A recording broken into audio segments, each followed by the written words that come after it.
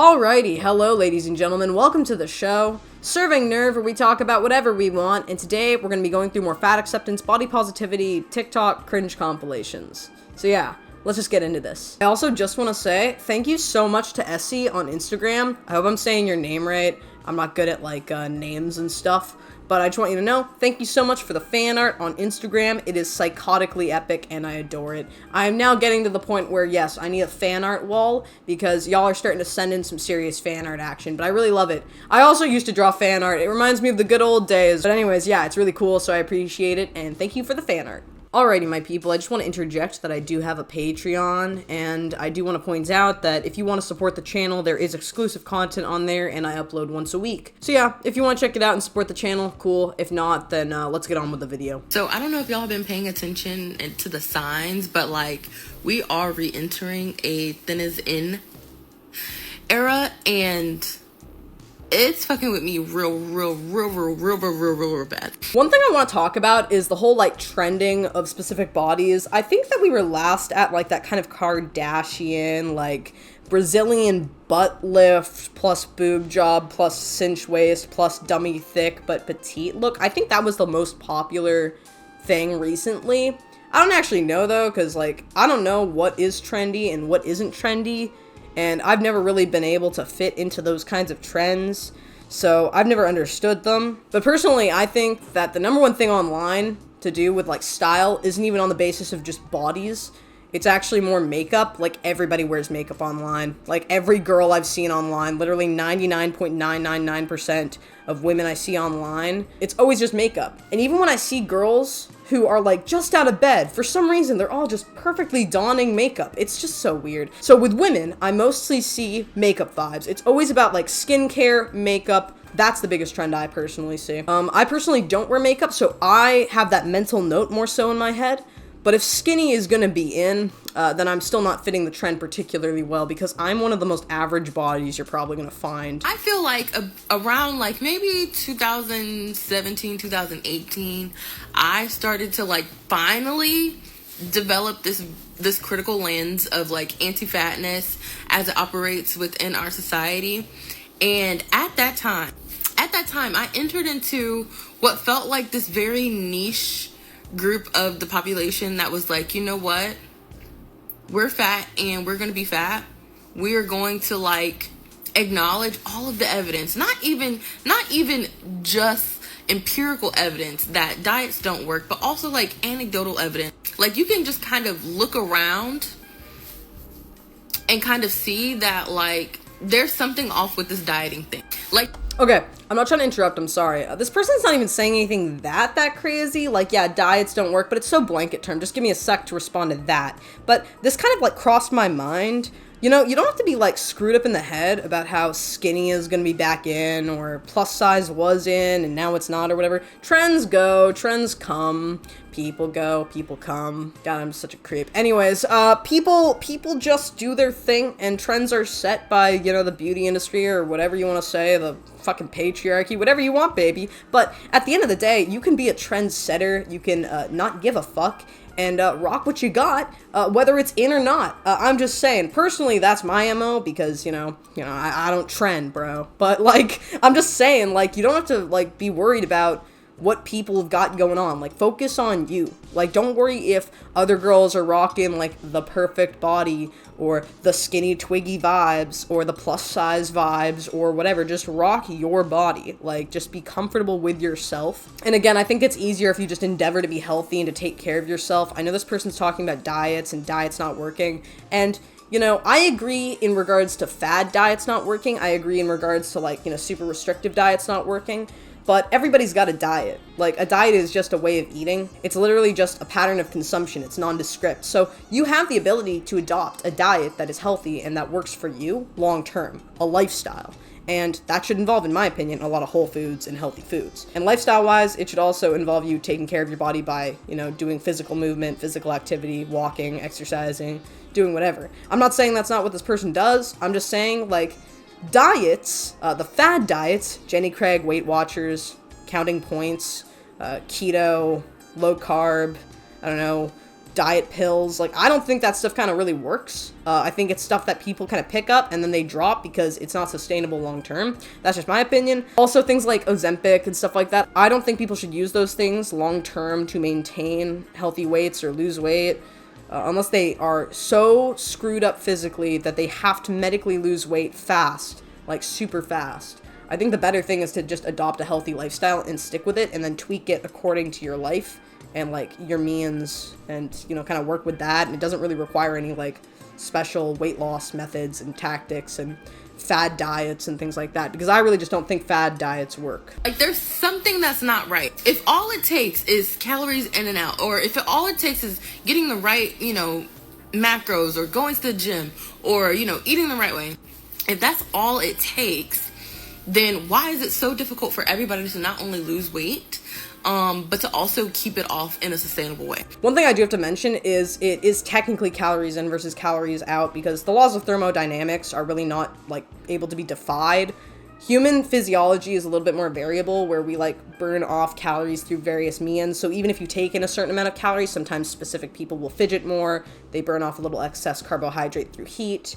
You know, maybe people move more in different ways. Every metabolism is different. Your digestive tract might push out certain amounts of calories through like how much fiber you take in. There are certain things that change how many calories your body actually absorbs. It's not just calories in versus calories out. It's calories in, calories absorbed, and then calories out, and then blah, blah, blah, blah, blah, blah. And that doesn't even count things like metabolic pathways, where carbohydrates versus proteins versus fats, they're all metabolized in different ways. And technically, there are certain forms of genesis that your body has to go through to like metabolize carbohydrates versus proteins versus fats. Like fat, it's easier to store as body fat than carbs, because carbs need a few more processes to actually convert to body fat, which is why I think people were promoting low-fat diets in the day. It was like because of, you know, fat biopsies and, you know, fat being easier to store than carbs. So people were promoting, you know, carbs over fats, but then that just caused the diet industry to promote like everything to be really high in sugar instead of fat. So it was low fat, but it was still processed crap, which didn't really help.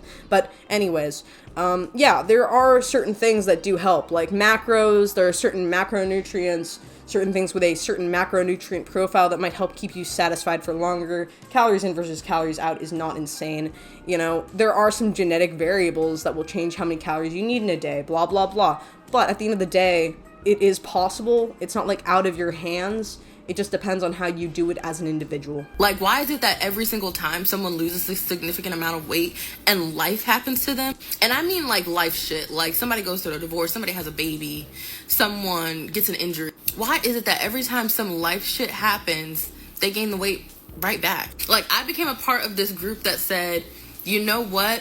I think it's not us. I think that it's not that we're broken.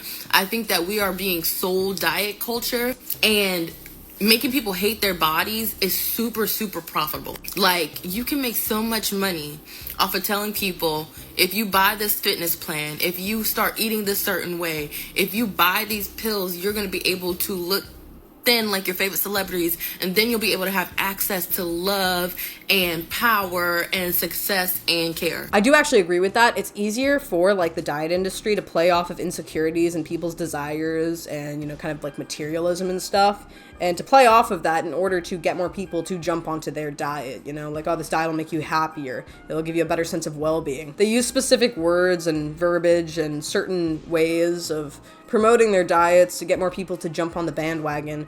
But when it comes to things like a divorce happens to you, or something hard in life happens to you, or they lose a loved one or something like that, most people then might not have the motivation to work out. They might not have the motivation to eat healthily. They might get into binge eating, comfort eating. They might do other things that go against what they were doing before in their diet regards. So they just didn't stick to the diet.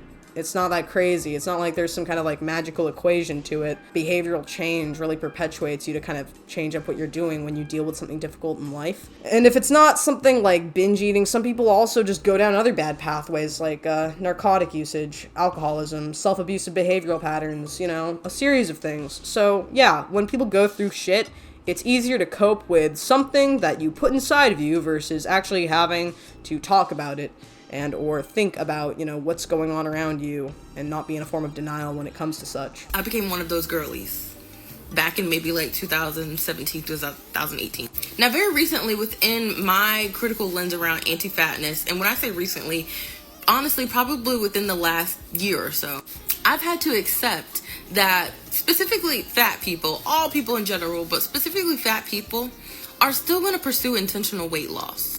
And at one point in my life, I admittedly was pretty judgmental around this. And some of that I think came from my privilege as someone that's in like a medium, smaller fat body.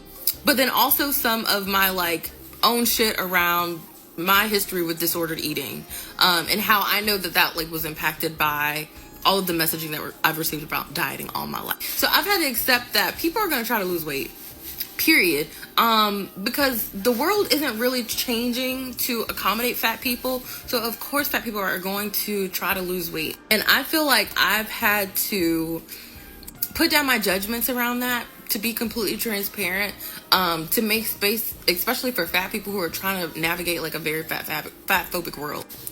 However, I don't know what it is. I've seen some thought leaders, like specifically like disability justice thought leaders who have spoken about how it would just make sense that we would be re-entering into like a thin as in era right after the pandemic. So you're seeing all these celebrities on Ozempic and speaking openly about Ozempic, losing drastic amount of weight really quickly, rapidly. And of course now that's having a trickle-down effect to the general population. And maybe what I'm noticing is just like a more open attitude around even talking about pursuing intentional weight loss. Where I actually can agree with this, and I kind of get where this person's coming from. Now, I don't think there's anything wrong with pursuing intentional weight loss. I do think it's very interesting how Ozempic is trendy and everybody's promoting it, and celebrities always promote it and everybody's on it, and yeah, drastic weight loss, yay, like, woe is me, like, but that's always been like kind of a thing, like in the celebrity world. They do crazy stuff, like in the actor world, in the celebrity world, they're always doing something crazy, they're always adopting something, you know. I remember, I think this was like slightly pre-COVID, it was like all the celery fasting, the celery juice, basically just gives you diarrhea water, you know, like there's just always something that these people are doing. Some people are into something size 0, then they wanted butt lifts, then they want to be size 0 again. The pandemic made me fat. I know that's like a big trend. Oh, I got fat during the pandemic. Here's how I'm going to lose this weight because, you know, I was just sitting around, you know, isolating, other than isolating my fridge. I get it. I think that actually makes societal sense, but I think it also is being used as a marketing tactic now, as some kind of marketing tactic or a way to sell Ozempic to the public because everybody wants that beach body or whatever now. I don't know. I think it's kind of cringe, but I do actually agree. The whole like pursuit of weight loss thing makes sense post-pandemic because of the fact that everybody got fat during the pandemic and now it's being promoted on media and social media and stuff to lose weight because, you know, we all got to get back into those bikini bodies, bro, you know, like no more isolation, let's go out and do stuff, like that kind of vibe. That makes sense to me. Whereas at one point there was like a lot of shame around even wanting to talk about losing weight. Because with body positivity, the body positivity movement came in and there was like all this pressure to just love your body. You should love your body. It's feminist, right? So then people started to feel ashamed of themselves if they couldn't love themselves out of the desire to want to make their body smaller. That's also comical because during the pandemic, that was basically what people were pushing. It's ironic as hell because I remember going onto the internet, going onto YouTube, going into those spheres during the pandemic and it being young girls going like, I can't work out today, you know, my gym's closed, tear, this is how I'm loving my body, it's okay, blah, blah, blah. And then they got fat over the course of months doing that, and now everybody's promoting, oh, well, now the pandemic's over, I got fat, so let me just lose all this weight by doing all this stuff, this is how I'm doing it, promoting it online, etc. So it's kind of comical because, yeah, it's ironic. It's like body positivity during the pandemic because we can't do anything about it, so let's just get fat. Oh, now we can do something about it, so let's, you know, lose weight. It's just stupid. But now people are talking about it a lot more openly, and what I'm noticing in myself, I don't know if this is happening for other people, but for me, what I took solace in was being a part of that fringe, that positive fat acceptance community that said, I'm just going to accept that I'm fat and I'm just going to live my life with that. And I don't know, I feel like it's getting a little bit smaller, and it's like maybe the dominant narrative voices that are like super like pro be a skinny bitch, it's getting harder and harder to drown that out. So whereas for me, in my own personal journey, I don't think that I ever necessarily got to a point where I felt completely like just happy being fat, if that makes sense. Like, I could accept it, I could be like okay with it, I can just get dressed and be cute and, you know, feel like it's fucking here. I could feel like moderately comfortable in my body enough so I can go out and have fun and date and all of that kind of stuff. But always in the back of my head, like, there would be this thought of like, wow, I wonder how much differently I would feel if I was in a thinner body. I don't think there's anything wrong with thinking that way and questioning those things. I've also thought the same way, like being underweight, overweight, a normal weight. I've thought that way in so many different like body types. And there is this level of thought that goes, I'm having a good time, but could I have a better time if I weren't worried about X, Y, and Z, or if I looked different, or if I had a different physique? Could I feel different about this situation, you know? But it is interesting that this person is mentioning something that I haven't talked about, which is people jumping from community to community, because this has happened a lot of times. And here's a couple of examples, you know? I know I was talking about veganism a little bit back, and this is something that people do in diet community to diet community, and also like body, you know, vibe community to vibe community, I guess. There are people who go into like the ED recovery communities, and then they like recover or they relapse or whatever, and then they jump out of that community, they jump back in, they jump out, they jump in, they jump out, they leave. People in specific communities, particularly online. Same thing with the fat acceptance community. People get into it, they eventually leave. People, you know, go into the body positivity community, or what is interchangeably the fat acceptance and body positivity community. They leave because then they start dieting again, and maybe they're shamed out of it, or maybe they think the community is stupid. You know, there are people I know that have left the LGBTQ community because they find that it didn't fit their means, even though they were, you know, gay or something like that. There are also people who stand for specific political groups or social justice means, and then they eventually change their political opinions and jump out of those groups, and they're no longer a part of those social justice groups. You know, there are people who go from left wing to right wing. They deal with one, you know, political candidate, and then they don't like them after they are in office, and then they jump to the next one because they think they'll be better.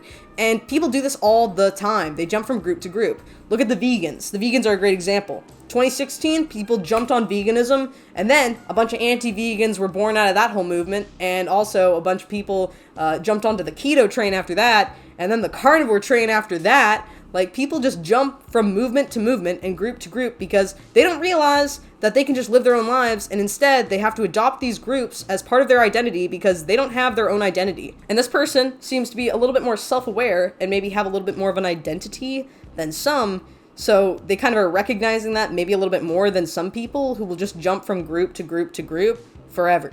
That's kind of an interesting thing I wanted to mention, because a lot of us do question, like, hey, this person was once a political commentator on this side, and now they believe in this thing. Or, this YouTuber used to be like this, and now they're like this. And hey, this person used to be on keto, but now they're on paleo, or they're vegan, or they're an upside down triangle. So it's just super interesting to me because you start realizing, like, nobody has any fucking clue what they're doing, and we just go with what works. But now, I just feel like, I don't know, like, it's harder to suppress the thoughts that say, oh, you just need to, like, eat less sugar, or you just need to, like, stop drinking so many sodas, or you need to, like, restrict. Because at one point, like, for me, the restriction thoughts were, like, pretty loud, and I don't know, I got to a point where, like, I could quiet them a little bit, or I felt comforted by, like, you know, principles of intuitive eating, like, you know, eat food for joy, you know, eat what your body wants. Trust yourself. Your body isn't going to want ice cream always. Just give it ice cream sometimes. It's going to want it sometimes, and it's going to want other food sometimes too. So I don't know, like, it's just getting harder. And this is actually a really balanced perspective, I think, to have, because to find that balance that you really want, or to find what you really want for yourself, it does take you going into different scopes and different extremes. This kind of also reminds me of, and I don't know if you guys ever heard about this happening, because For some reason, like, I've been on some weird parts of the internet, but this also was semi-viral, so I think that a lot of you probably remember this. Do you guys remember Stephanie Buttermore's all-in journey? Does anybody else remember that? Because personally, I do. And I have to mention, it totally, again, reminds me of the whole vegan community thing. It's just all interchangeable because everybody does the same thing. But basically, to explain the Stephanie Buttermore all-in situation, if you do not know, it is basically Stephanie Buttermore, a fitness YouTuber, super like shredded, oftentimes very, very fit girl, a lot of gym talk. She would do cheat days because she had this insatiable appetite due to a low body fat percentage and a high dieting kind of antic that she would involve herself with because she was, involved in performance, I think. She was doing bodybuilding shows,